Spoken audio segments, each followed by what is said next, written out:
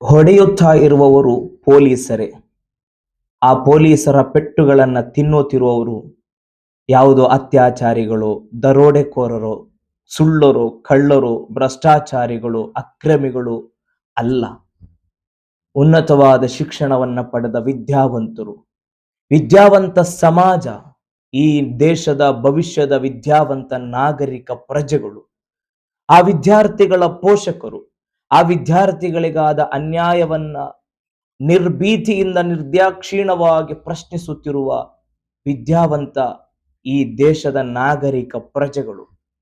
ವಿದ್ಯಾವಂತರಿಗೆ ಇಲ್ಲಿನ ಕಾನೂನು, ಇಲ್ಲಿನ ವ್ಯವಸ್ಥೆಗಳು, ಇಲ್ಲಿನ ಸರ್ಕಾರಗಳು ಈ ರೀತಿ ನಡೆಸಿಕೊಳ್ಳುವುದಾದರೆ ಈ ದೇಶದಲ್ಲಿ ಅವಿದ್ಯಾವಂತರ ಪರಿಸ್ಥಿತಿಗಳ ಬಗ್ಗೆ ಈ ಸಮಾಜ, ಈ ದೇಶ, ಈ ನಾಗರಿಕ ಸಮಾಜ ನಿಜಕ್ಕೂ ಚರ್ಚೆ ಮಾಡಬೇಕಾಗಿದೆ, ಚಿಂತಿಸಬೇಕಾಗಿದೆ. ನಮ್ಮ ಮಕ್ಕಳಿಗೆ ಈ ಸರ್ಕಾರಗಳಿಂದ ನ್ಯಾಯ ಒದಗಿಸಲು ಸಾಧ್ಯವಾಗದಿದ್ದರೆ ಈ ಸರ್ಕಾರಗಳು ಈ ದೇಶದಲ್ಲಿ ಇದ್ದರೇನು, ಈ ಸರ್ಕಾರದಿಂದ ಈ ದೇಶಕ್ಕಾಗುವ, ನಮ್ಮ ಮಕ್ಕಳಿಗಾಗುವ ಪ್ರಯೋಜನಗಳೇನು ಅಂತ ನಾವು ಪ್ರಶ್ನೆ ಮಾಡಬೇಕಾಗಿದೆ. ವಿದ್ಯಾರ್ಥಿಗಳಿಗೆ ಆದಷ್ಟು ಬೇಗ ನ್ಯಾಯ ಸಿಗಲಿ,